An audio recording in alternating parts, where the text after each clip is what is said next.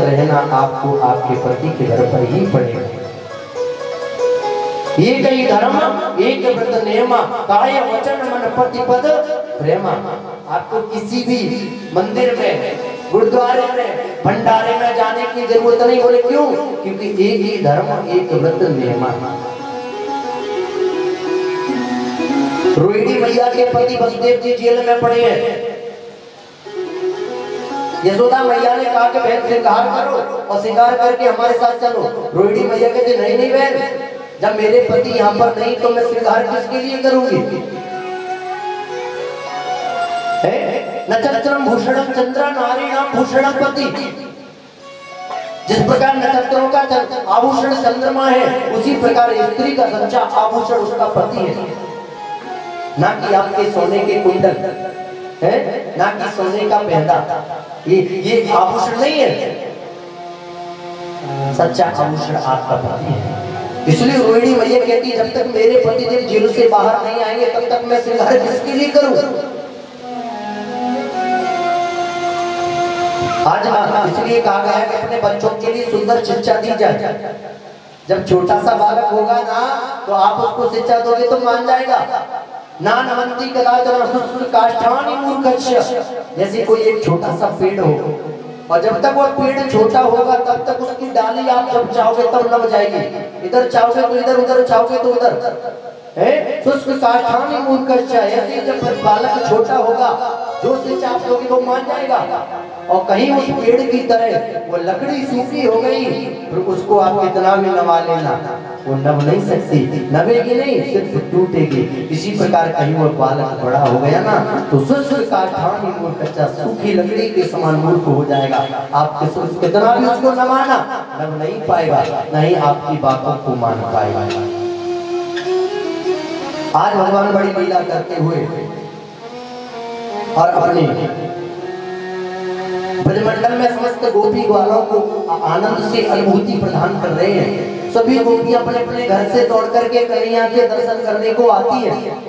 एक दिन आपस में गोपियां बोली भैया 5 दिन से ज्यादा है कि हमने कन्हैया के दर्शन नहीं कर पाए, कोई ऐसा है, कोई ऐसा उपाय सोचो बासी कन्हैया के दर्शन कर ले। आपस में गोपियों ने बातें करी कि ऐसा करो सभी की सभी मिलकर के कन्हैया के दर्शन करके चलती हैं। तो सासू मां गई मंदिर में भोलेनाथ को स्नान कराने। इतने में अपने गोपी ने, सभी गोपियों ने मिलजुल करके अपने अपने घर के जो पुराने जमाने के बर्तन थे, मटकी, रसोईया है, उन सबको फोड़ डाला। और जब सासू मां लौट के आई पूछा चौरी बहू इन बर्तनों को किसने फोड़ा? तो गोपियों ने कहा माता जी क्षमा करना, हम अपने कार्य में लगे थे जब तक नंद के छोरा ने आए के और इन बर्तनों को फोड़ दियो।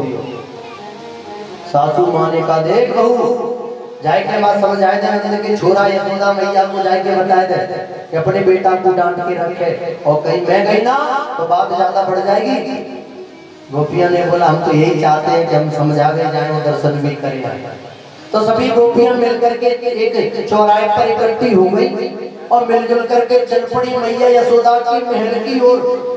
और जैसे मैया यशोदा ने देखा वो मेरे महल के आगे इतनी सारी गोपियां है, ना तो मेरे घर पर कोई भंडारा और ना मेरे घर पर कोई कार्यक्रम, इतनी सारी गोपियां कैसे इकट्ठी होके आ गई? मैया यशोदा ने पूछा कहा बात है गोपियां कैसे इकट्ठी होके आ गई? तो सभी गोपियां आज कन्हैया की शिकायत करने लगे। मैया वसान मुंचान क्वचित समय क्रोध संजात स्थेयं स्वाददीपया कल्पितैस्ते योगै। एक गोपी बोली मैया जी आपका बेटा है ना कन्हैया इतना उधम करता है कि वसान मुंसान क्वचित समय, बिना समय के हमारे घर पर आकर के बछड़ों को छोड़ देता है और बछड़े जाएंगे और जब तक हम गैया दूध जाएंगे तब तक तो बछड़े दूध ही पी जाते हैं। ऐसा उधम आपको बेटा किया करता है। एक गोपी बोली मैया क्या बताऊं आपको बेटा है ना ये कन्हैया, या के पेट के अंदर 2.5 हाथ की दाढ़ी है मैया बोली मेरे बेटा ने कहा कर दियो कि हमारे घर पे आए और आकर के चोरी करे माखन की। मैया यशोदा बोली अरे गोपियों, यदि चोरी करता है तो प्रेम से थोड़ा सा दे दिया करो, चोरी नहीं करेगा। गोपी बोली मैया हमने आपको खूब समझायो, खूब माखन दिया, मिश्री मिलाई के दही, लेकिन जब कहे तब कन्हैया यही कहे कि भाभी जी हमें तो राजी को माखन अच्छो नहीं, हमें तो चोरी कोई माखन अच्छा लगे। मैया यशोदा बोली अच्छा गोपियों, मेरे यहाँ पर 9 लाख गैया का प्रति दूध होता है और थोड़ा सा माखन का खा लिया, मेरा बेटा तो शिकायत करके चली आई, कितना माखन चाहिए सो ले जाओ। एक गोपी बोली मैया ऐसी बात ना है, हम तो आपके लाला की करतूत बताने आई हैं। बोले परसों के दिन हमारे यहाँ पर सुंदर सत्यनारायण भगवान की कथा का अनुष्ठान किया। पंडित जी सत्यनारायण की कथा बाच भी आए और पंडित जी ने नवग्रह बना दिए। नवग्रह बना करके सालग्राम जी को रख दिया और हम अपनी रसोई के अंदर पंजीरी बना रही थी बैठ करके। इतने में आपके लाला आए और आकर के बोले अरे भाभी जी हमें थोड़ी सी पंजीरी तो दे दो। गोपी कही मैया मैंने आपके लाला को समझाया कि बेटा भी मान जा, कोई बात नहीं, जब तक भगवान सत्यनारायण की जय जय नहीं हो जाएगी तब तक मैं तो ये पंजीरी नहीं दे सकूं। आपके लाला तो गुस्सा हो गए, मोड़े को फुलाए के चले गए और जाकर के महाराज सत्यनारायण भगवान की जो मंडल बने हैं, जहाँ पर नवग्रह बने हैं, सालग्राम जी बैठे हैं, सालग्राम जी तो नीचे पटक दिए और बाप फटाफट छोटे छोटे कुत्ते के पिल्ले बैठा दिए और आकर के रसोई में धीरे से आवाज लगाई भाभी जी जल्दी से जाओ, तुम्हें सत्यनारायण भगवान ने याद किया है। और मैं दौड़ के गई तो मैया सालग्राम जी तो नीचे पड़े हैं, फटे पर कुत्ते के पिल्ले बैठे। ऐसा उद्यम आपका बेटा क्यों करे। एक गोपी बोली मैया अभी मैं बात बताती हूँ, एक समय की बात, मेरे घर में मेरी बेटी को जन्मदिन आयो तो आपके लाला सवेरे से ही आए गए और मेरी बेटी के ताई मेरे पति देव ने बड़े सुंदर सुंदर खिलौने लाए के दिए। कन्हैया बोले देख मेरी बेटी के जो खिलौने उनको ले जाने लगे तो हमने डांट दिया, कन्हैया अच्छी बात नहीं है, आज हमारी बेटी को जन्मदिन है। तो कन्हैया गुस्सा होकर के चले गए और जब मेरी बेटी रात्रि में बिस्तर पर लेटी है, खाट पर जाकर के हमने सुलाई और सुलाने के बाद में कन्हैया रात्रि में न जाने कहां से आए गए और जब सुबह गए गुस्सा होकर के रात्रि में अपने गालन को फुला कर फिर आए गए और आकर के जहां पर हमारी बेटी उस घाट की पाटी पर लेटी हुई थी और जाकर के कन्हैया ने उसकी चोटी को घाट की पाटी से बांध दिया और बांध करके धीरे से हमारी बेटी के कान में आवाज लगाई कि हौवा। और जैसे ही कन्हैया ने बोली हौवा और बेटी ने सुनी हौवा तो तुरंत उठ के दौड़ के भागने लगी और भागे तो हमारा चोटी बंधी है घाट की पाटी थे तो बेटी समझ गई आए तो हौवा ने पकड़ ली, आज मैं बचवे वाली ना है। और बेटी जोर जोर से चिल्लाने लगी माता जी आज तो हौवा ने पकड़ ली। और जैसे मोमबत्ती जलाए के देखी पता चलो कि मेरी बेटी की चोटी घाट की पाटी से बंधी पड़ी है। ऐसे ऐसे उद्यम करने लगाया आपका बेटा। भगवान बड़ी सुंदर लीला करते हैं महाराज। एक दिन भगवान अपने सभी सखाओं को लेकर के चलो आज कहीं नगर भ्रमण पर चलते हैं और चलते चलते ब्रजमंडल में पहुंच गए। ब्रजमंडल में पहुंच करके भगवान जैसे आपने देखा होगा छोटे छोटे बच्चे मिट्टी का घर बनाते हैं, वो मिट्टी के घर बना करके खेलते हैं, जब भूख लग जाती है तो दौड़ जाते हैं। ऐसे भगवान अपने सखाओं के साथ में मिट्टी के घर बना करके खेलने लगे और खेलते खेलते भगवान ने एक मिट्टी का डेला ले लिया और मिट्टी के डेला को लेकर के महाराज एकधा क्रीडमानास्ते रामाद्या गोपदारका कृष्णोमृतं भक्षितवानिति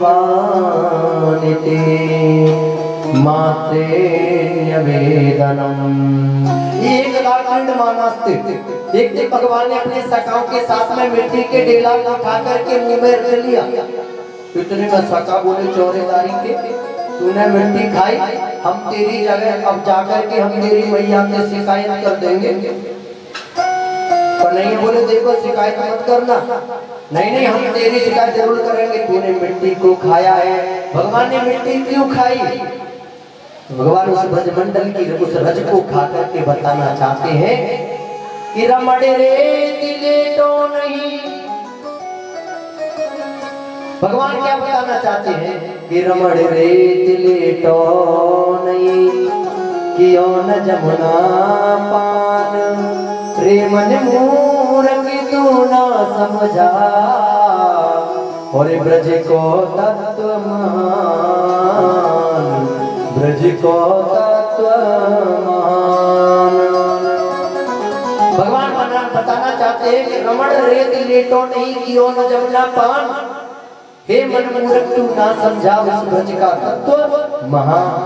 आप कभी वृंदावन गए, कभी वृंदावन में जाना और वृंदावन में जाकर के गिरिराज जी में जाकर के आपने कभी उस ब्रज रज का आनंद नहीं लिया, कभी जमुना का पान नहीं लिया, तो आपका वृंदावन जाना व्यर्थ है, कोई काम का नहीं है। क्योंकि आज भी वृंदावन में जाकर के देखना, ब्रजमंडल की उस ब्रज रज को उठा करके आप अपने हाथ पर डालोगे ना, तो एक कंकड़ आपको गोरा मिलेगा और एक कंकड़ आपको काला, एक राधा और एक कृष्ण, दोनों का ही स्वरूप मिलेगा। संतों ने बड़ी बड़ी महिमा बताई उस ब्रजमंडल के बारे में, ब्रज की रज के बारे में। एक छोटा सा दृष्टांत मैं आपको बताऊंगा। एक वृंदावन के माने हुए संत, बहुत रसिक संत थे, जो ब्रज की रज में लेटे रहते और वृंदावन में पड़े पड़े भगवान का भजन करते और जो मिल जाए सो पा लेते।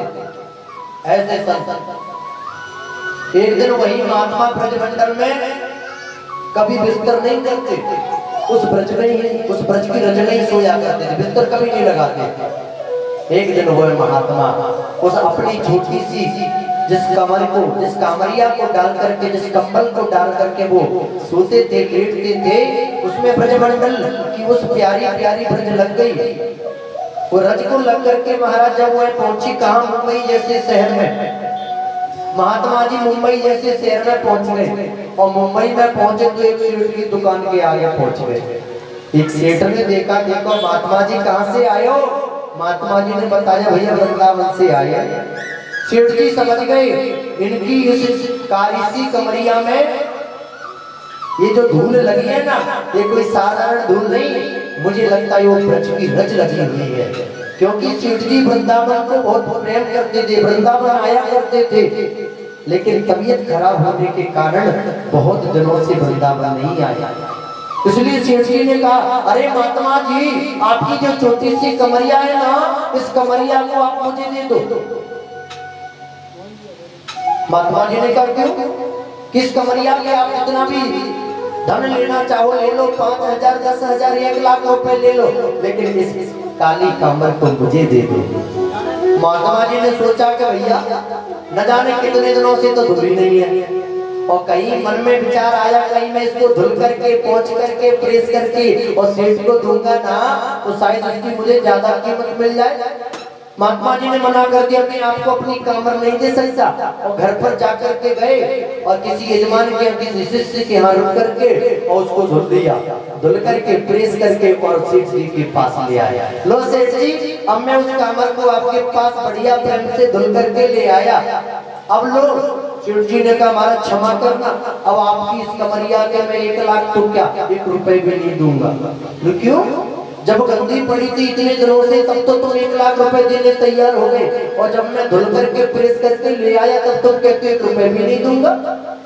सेठ जी कहते महाराज जी हम आपकी इस कमरिया के रुपए थोड़ी दे रहे थे, हम रुपए दे रहे थे आपकी प्यारी सी कामर में जो ब्रज रज लिपटी हुई थी उसके। उस ब्रज रज को पाने के लिए मैंने आपसे कहा कि 1 लाख रुपए ले लो, अब आप धुल करके इसकी ब्रज रज को दूर करके आ गए, अब मुझे आपकी ये कामर बिल्कुल भी नहीं चाहिए। तो धन्य है उस ब्रज के महान उस तत्व को। आज जैसे कन्हैया ने एक नन्हा सा प्यारा सा एक माटी का डेला मुंह में रखा, ग्वाल वालों ने आकर के शिकायत कर दी, मैया एकदा कीड़ मानस थे, आपके बेटा ने मिट्टी का डेला खा लिया। मैया दौड़ी दौड़ी पहुंची, चोरी मरकट पैरागी, तेने माटी को डेलो खाया। कन्हैया ने मना कर दिया, भैया मैंने नहीं खाया, सच सच बताना। बार बार कहते नहीं मैया यहाँ ने मिट्टी खाई। दाऊद दादा भी बोले हाँ मैया यहाँ ने मिट्टी खाई। कन्हैया बोले धीरे से दाऊ बाबा से, चौरे दाऊ दादा यदि तुमने मेरी मिट्टी की शिकायत कर दी तो हम तुम्हारी भांग की गोली की शिकायत कर देंगे।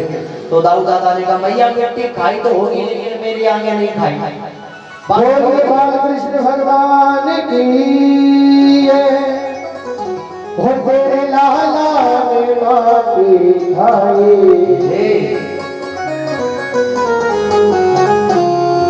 यशोदा सुन माई तेरे लाला ने माटी खाई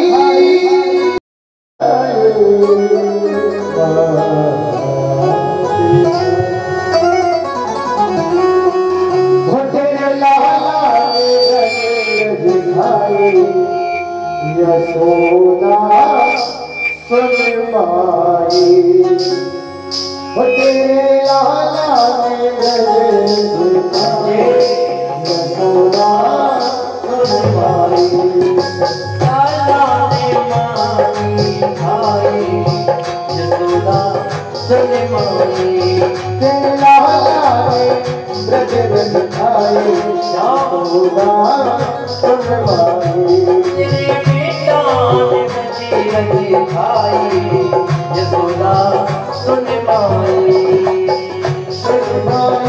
मैया सुन माई सुन माई सुन माई सुन माई मैया सुन माई सुन माई मैया सुन माई जय जय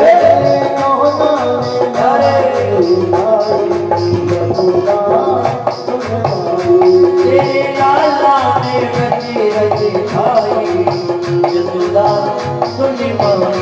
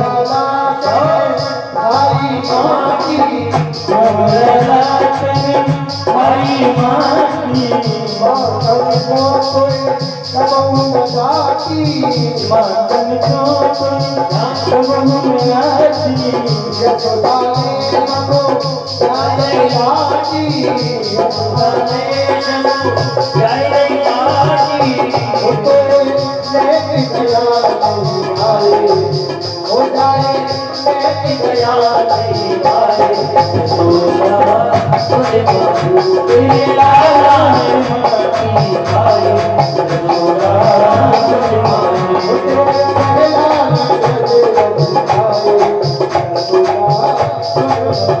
तेरे लाला ने माटी खाई यशोदा सुने बाबू तेरे लाला ने माटी खाई यशोदा सुने बाबू तेरे लाला ने माटी खाई यशोदा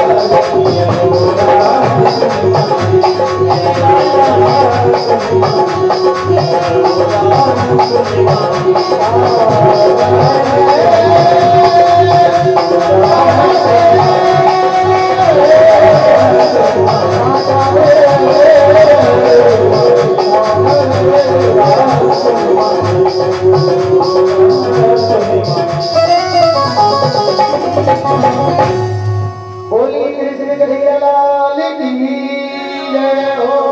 मैया ने पूछा अच्छा बेटा कन्हैया ये सब तेरे मित्र तो बोल लगे झूठ बोले अच्छा तू ही बता तेने माटी खाई कि नहीं तो आज भगवान बोल रहे हैं नाम बच्चित वानम विसंसिना यदि सत्य गिरस तरी समक्षम पश्यमे मुखम। हे मां समक्षम पश्यमे मुखम वैसे तो मैंने माटी नहीं खाई लेकिन तुझे विश्वास नहीं है तो मेरे मुंह के अंदर देख समक्षम पश्यमे मुखम देख ले। अच्छा तो बेटा अपने मुंह को खोल को बता और जैसे भगवान ने अपने मुंह को खोला तो मुखमंडल को खोला यशोदा मैया ने क्या देखा कि तुरंत श्याम ने मुखड़ा खोला। जैसे भगवान ने अपने मुखड़े को खोला तो क्या देखा कि तुरंत श्याम ने मुखड़ा खोला और जामे तीन लोग दर्शाए तब विश्वासी भयो यशोमति को ये तो पूर्ण ब्रह्म कहलाए। तब विश्वासी भयो यशोमति को ये तो पूर्ण ब्रह्म कहलाए। तुरंत यशोदा मैया ने कान पकड़ लिए हे राम राम मैं तो जिसे अपना बेटा समझ रही थी अपना लाला समझ रही थी तो साक्षात परमात्मा है। या के मुंह के अंदर 14 भवन 7 लोक अतल पितल सुतल महातल पाताल रसातल इत्यादि भूर भुवा स्वर्ग जन तप सत्यम इत्यादि और तो और पूरा ब्रह्मांडल और मेरा महल भी मेरे बेटा के मुंह के अंदर दिखाई देने लगा। ये कोई साक्षात ये कोई साधारण बालक नहीं ये तो साक्षात परब्रह्म परमात्मा है। उससे बहुत बड़ी गलती हो गई जो मैंने इसको डांटा मैंने इसको पिटाई लगाई। ये भगवान मुझे क्षमा करना। भगवान बोले शायद मैया ने कहीं मुझे अपना बेटा है कहीं परमात्मा मान लिया ना तो आगे की लीला तो हो ही नहीं पाएंगी और मेरी माँ मुझे भगवान समझ करके कहीं प्रतिष्ठा ना करा दे। इसलिए भगवान ने तुरंत अपनी माता की उस हृदय पर जो ममता रूपी पर्दा डला हुआ था ना जो भगवान के प्रति जो पर्दा डला था माँ उसको हटा दिया और माया रूपी पर्दे को हटा करके का माँ तुरंत मैया ने कहा बेटा अब मुझे क्षमा करना तो भगवान है। नहीं मैया जाने कैसे जाने कि हम भगवान है। बेटा बोल लगे मैंने तेरे मुंह के अंदर सभी समस्त लोगों को देखा और अपने आप को स्वयं देखा। कन्हैया बोले भैया अब तो बूढ़ी है गई ना सपने में देखा होगा हकीकत में ना है। मैया बोली हाँ बेटा ऐसा हो सके शायद सपने में देखो होगा। आज भगवान अपनी लीला को करते हुए महाराज सफल करके आगे बढ़ रहे हैं। भगवान आज अपनी मैया से बोले देख मैया सांझ को समय हो गया। सांझ के समय भगवान कहते मैया ऐसा कर मुझको ताजा ताजा माखन दे दे। मैया बोले दादी के माखन कहाँ से लाई दूं? ताजा माखन तो मिलेगा ही ना।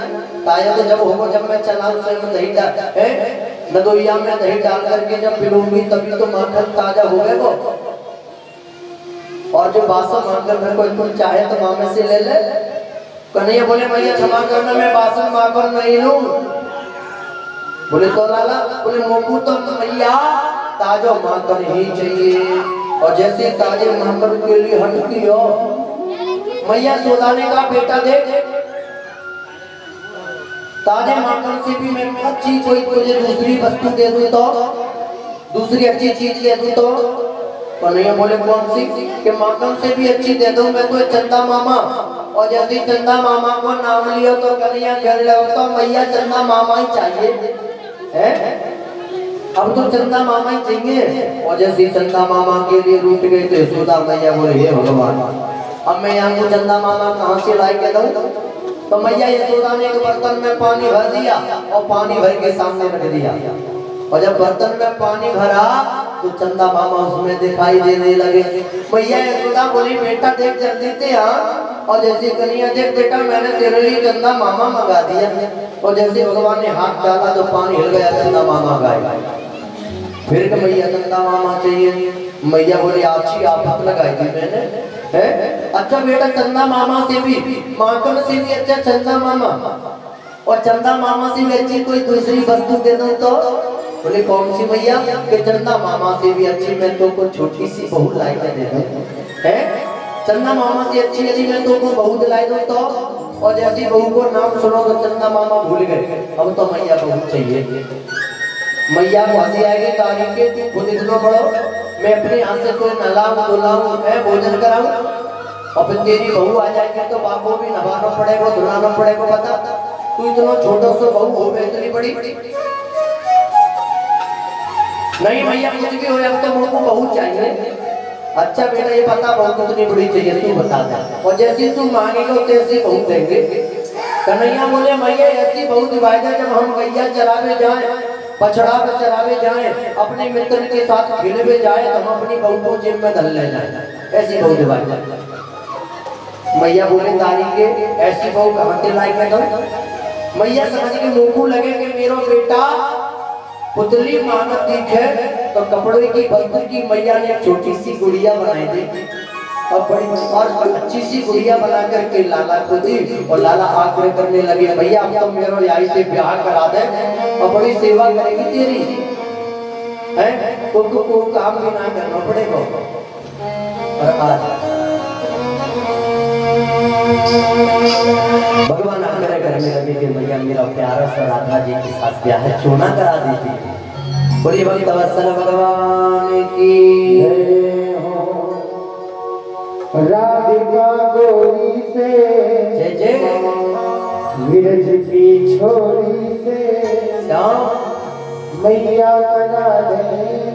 सभी बड़े प्रेम से गाते हुए ताली बजाते हुए भगवान के भजनों का आनंद लेंगे। हर बंधन है प्यार का जय जय राधिका गोरी से विरज की छोरी से मैया करा दे। राधिका गोरी से विरज की छोरी से मैया करा दे मेरो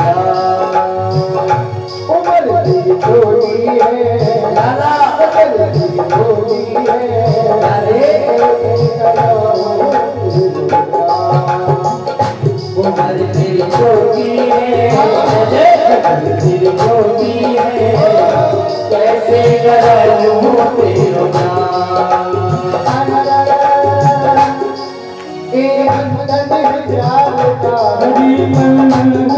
प्यार का गोरी से अरे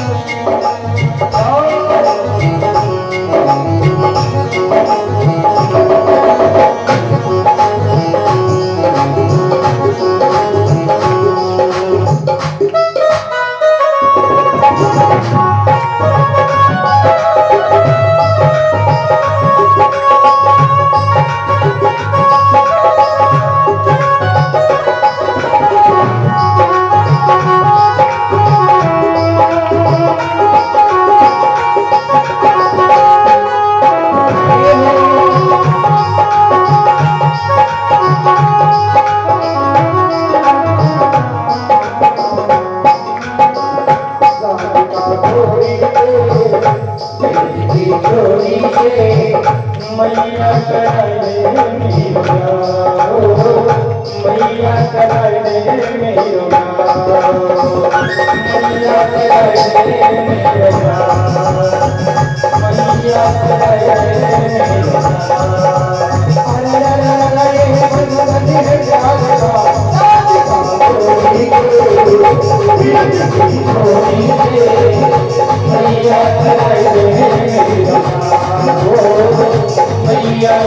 दे मैया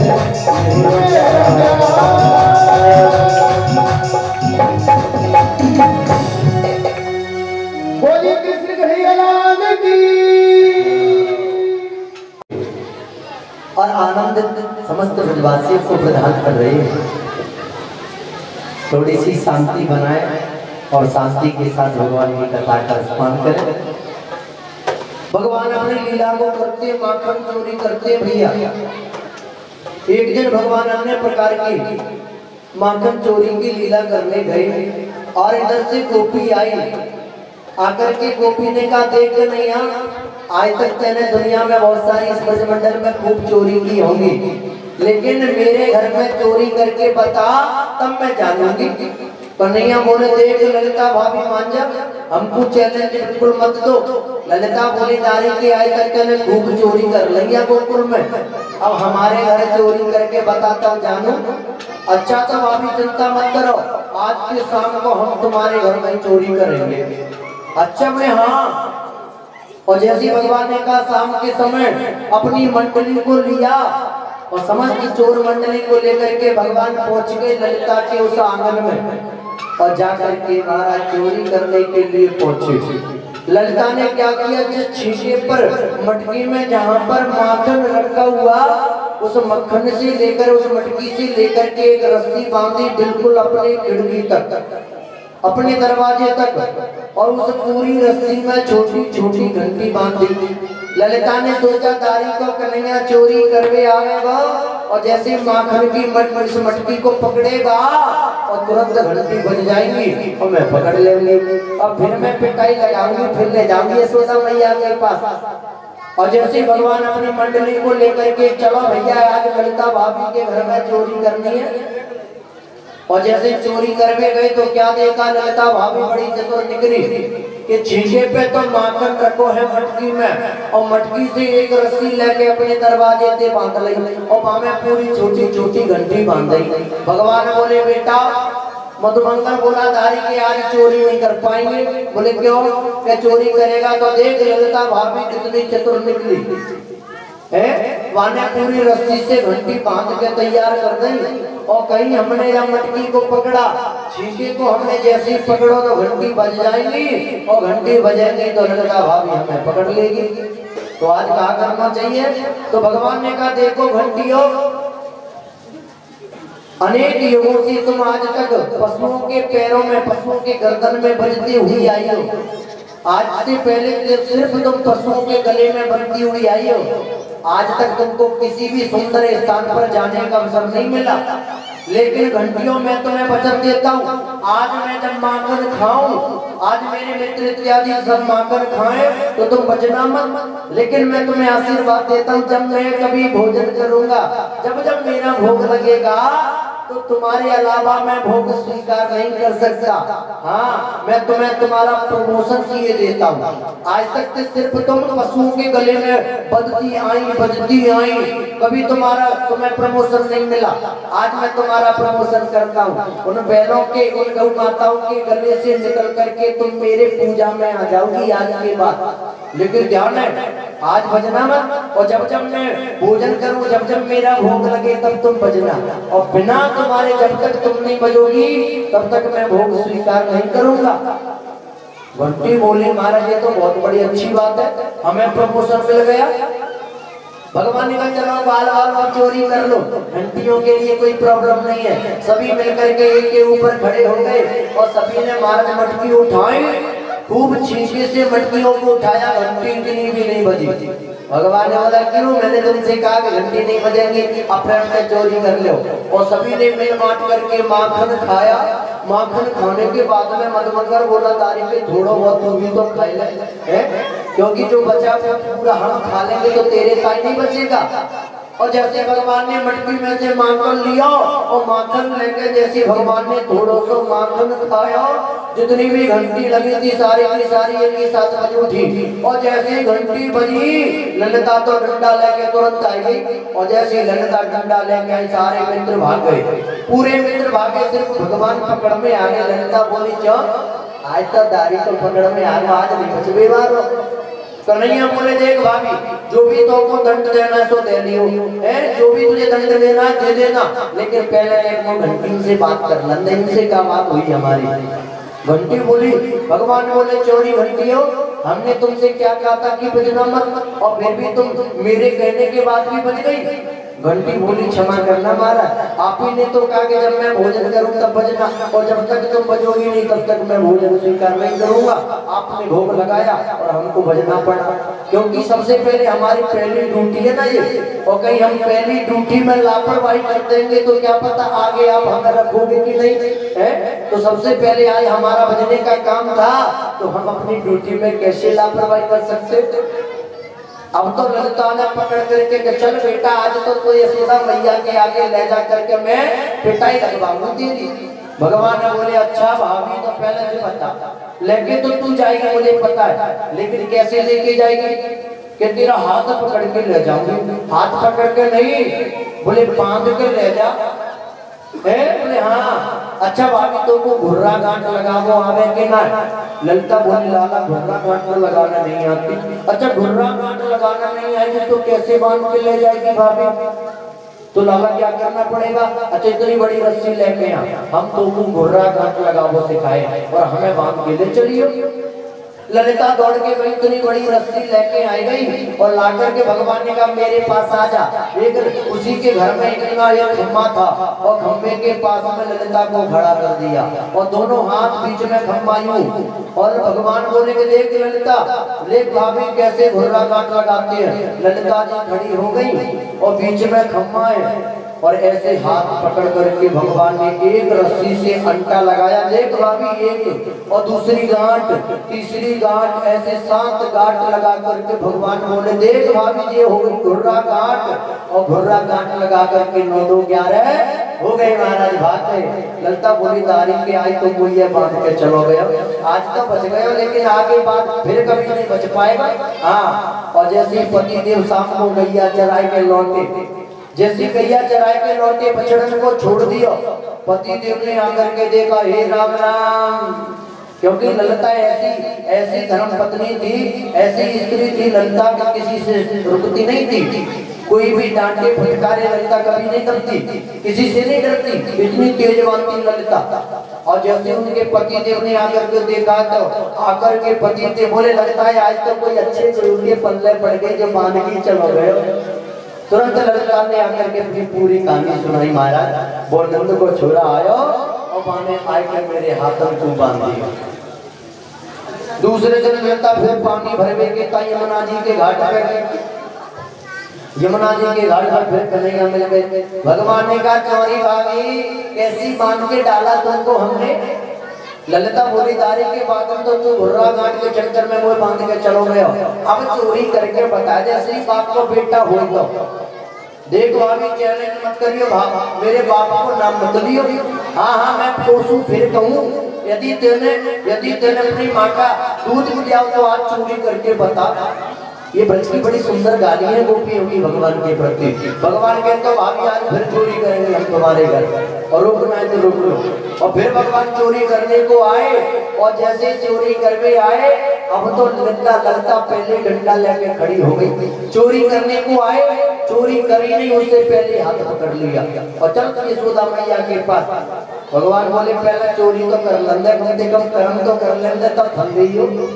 गोपी बोली नहीं नहीं, उस दिन तो तू मुझे चूना लगा के भाग गया, आज मैं तुझे चूना लगाऊंगी, तुझे बिना चोरी के ही पकड़ के मैया यशोदा माँ यशोदा के पास ले जाऊंगी। और पकड़ करके हाथ इतना लंबा घूंघट डाल के एक हाथ से पकड़ के कन्हैया ले जा रही है, घसीटती भाई स्पीड में चली जा रही है। अब तो महाराज भगवान ने सोचा आज कैसे बचा जाए, आज नहीं बच सकते, आज तो मैया यशोदा जरूर मारेंगे, जरूर पिटेंगे हम। इतने में भगवान को उस ललिता के पति दिख गए, उनके पति को बुलाया कि भैया ने जल्दी से आ जाओ। कहा बात है भैया, आज बचा लो भाभी के चंगुल से, नहीं तो मैया पे जरूर पिटवाएगी। कैसे बचाए कि जल्दी से मेरे पास आ जाओ। भगवान धीरे से बोले, अरे ललिता भाभी, बहुत जोर से तुम मेरे इस हाथ को पकड़ के ले जा रही है, तो मेरे हाथ में दर्द रहने लग गए हो, अब दूसरे हाथ से पकड़ लो ने। ललिता बोली ठीक है, दूसरा हाथ दे दे। और जैसे ही दूसरा हाथ पकड़ने को है तो भगवान ने अपना हाथ को छुड़ा लिया, बाकी पति को हाथ पकड़ा दिया और पकड़ के अपने पति को हाथ घसीटती हुई ले जा रही है। अब जैसे गांव वालों ने देखा, हे राम राम, कहा है ललिता को अपने पति को हाथ पकड़ करके घसीटती वही ले जा रही है। इतने में बोले गांव वाले, बोले भाई हमें नहीं बोलना बीच में, क्या पता हमसे आगे बोले हमारा पति हम मारे चाहे कूटे, तुम्हें क्या करना है। तो बेचारे बूढ़े वयोवृद्ध कोई नहीं बोला, क्योंकि ललिता को पता नहीं चला। इतनी मोटी साड़ी पहन करके इतना लंबा घूंघट डाल के जा रही है कि उसको पता ही नहीं चला।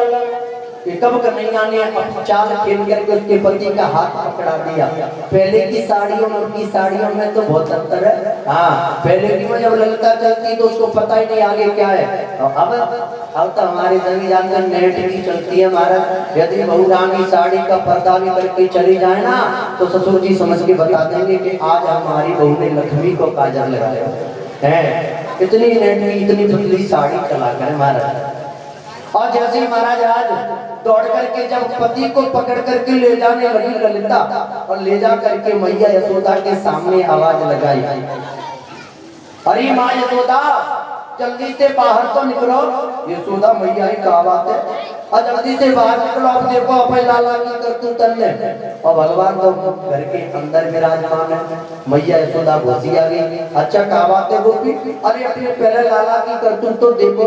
मैया बोली लाला तो मेरे भीतर सोरो कौन सी करतूत कर गई, और पकड़ के लाई हो देख या लाला को आज तेरे के पकड़ के लाई हो, या ने मेरे घर में चोरी की है। और मैया ने जैसे देखा, मैया घोसी आ गई। अरे गोपी जरा पीछे मुड़ के तो देख ले मेरे लाला को लाइए के अपने पति को। और जैसे मुड़ के ललिता ने देखा अपने पति को देख करके एकदम लज्जित हो गई। और महाराज वहां से लज्जित होकर के दौड़ पड़ी। आज भगवान अनेक प्रकार की लीला अपने उस ब्रजमंडल में करते हुए आगे बढ़ते हैं। एक दिन भगवान ने, एक दिन माँ यशोदा से आकर के कन्हैया ने पूछा कि भैया आप मुझे इतना बता दो कि आपको दूध अच्छा लगता है कि दूध अच्छा लगता है। मैया बोली बेटा ऐसी बात काहे को करे, मोको तो दूध से अच्छा मेरा पूत ही लागे। तो एकदा गृहदासी सु यशोदा नंद गेहिनी कर्मांतरण युक्ता सो निर्ममंत स्वयं दधे। एक दिन के समय क्या हुआ, माँ यशोदा स्वयं दही लो करके अपने लाला को भोजन कराती है। ध्यान देना, मैया यशोदा के घर में न जाने कितनी गौ माता है और कितने दास दासी है, कितने नौकर नौकरानी है, लेकिन अपने बेटा की सेवा स्वयं अपने हाथों से करती है, ना कि किसी नौकर से और किसी दास दासी से, कभी नहीं। क्योंकि मैया यशोदा जानती है यदि आज हम अपने बेटा की सेवा करेंगे तो बड़े होकर के यही बेटा हमारी सेवा करेंगे। और आजकल के समय में जैसे बेटा 6 महीने का हुआ नहीं है कि माता जी ने बोतल में दूध भर दिया और दूध उस बोतल में भर के ले बेटा पीता रहे, और जब उस बोतल में उस दूध भर के बेटा पिएगा, समय होकर के बड़ा होकर के अपने आप दूसरी बोतल पीने लगता है। और जब कहीं दंगल में लड़ने जाएगा तो सामने वाला शत्रु कहेगा भैया यदि तूने कहीं माँ का दूध पिया हो तो हमसे लड़ने। हमसे युद्ध कर ले। अब क्या कहें, कैसे लड़ेगा? बोले भैया हमारी माताजी ने तो हमें बोतल का दूध पिलाया तो हम नहीं लड़ सकते, ऐसे तो कहना पड़ेगा उसको, और क्या करें। इसलिए माँ यशोदा अपने बेटा की सेवा स्वयं किया करती है, कभी किसी दासी से नहीं कराती। अच्छा, आज के समय में हम और आपने एक और दृश्य देखा है। अब आप देखना, जब कभी बालक कोई भूख लगे या कोई कीड़ा है या चींटी कोई काटे तो छोटा सा बालक रोएगा, भूख लगे तो रोएगा। तो माताजी क्या करेंगे? माताजी ना दूध पिलाएंगे ना उसको खिलाएंगे, आकर के मोबाइल निकाला और उसमें बच्चों के लिए कार्टून निकाल करके ले बेटा देखता रहे। अब मोबाइल पकड़ा दिया, बेटा उसी में मगन है, माताजी एक मोबाइल में स्वयं मगन है, मोबाइल पे दे दिया हमारा। और धन्य हमारा इस यंत्र के लिए, इस मोबाइल के लिए। और जब से मोबाइल जैसे यंत्र बन के आए तो हम ज्यादा से ज्यादा झूठ का सहारा और लेना पड़ गया। अच्छा, एक बात ध्यान देना, हम और आप एक गलती करते हैं। बोले कौन सी गलती? कि हम एक दिन में कितनी बार झूठ बोलते हैं और कितनी बार सच बोलते हैं। आपको क्या लगता है, हम एक दिन में ज्यादा से ज्यादा झूठ बोलते हैं कि ज्यादा से ज्यादा सच है? भले ही सत्य बोलते हो, लेकिन मुझे तो लगता है कि हम और आप एक दिन में ज्यादा से ज्यादा झूठ बोलते हैं। बोले कैसे महाराज जी? कि ध्यान देना, जैसे कोई आपके रिश्तेदार आपके घर पर आए, कोई रिश्तेदार आपके घर पे आए और रिश्तेदार जैसे समझी साहब आए, आप आवाज लगाओगे, अरे बेटा अपनी माताजी को जल्दी से बोलो चाय बना करके ला, जल्दी से बोलो समझी साहब आए हैं और जल्दी से चाय माय बना करके ले आओ, है जल्दी से बोलो पानी मानी लेकर के आ जाओ। अब बताओ बेटा, पानी तो लेकर के आ जाएगा, मानी कहाँ से लाएगा?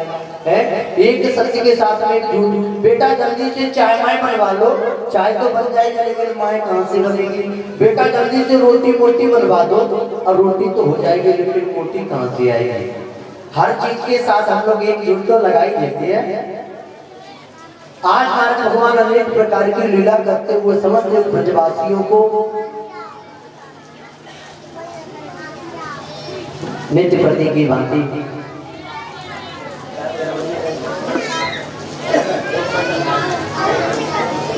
तो नित्य प्रति की भांति आप लोगों के लिए जल पानी इत्यादि की जो व्यवस्था की गई है, क्योंकि भैया गर्मी का सीजन है इसलिए जल भी पीते हैं। और भक्तों ने जो व्यवस्था की गई हो, चाय या कोई आप लोगों के लिए ठंडा है लस्सी वगैरह जो भी आप लें, और पुनः तुरंत कुछ देर बाद फिर पुनः कथा को श्रवण करेंगे और सभी को जलपान कराएं जो बाहर से हमारे अतिथि।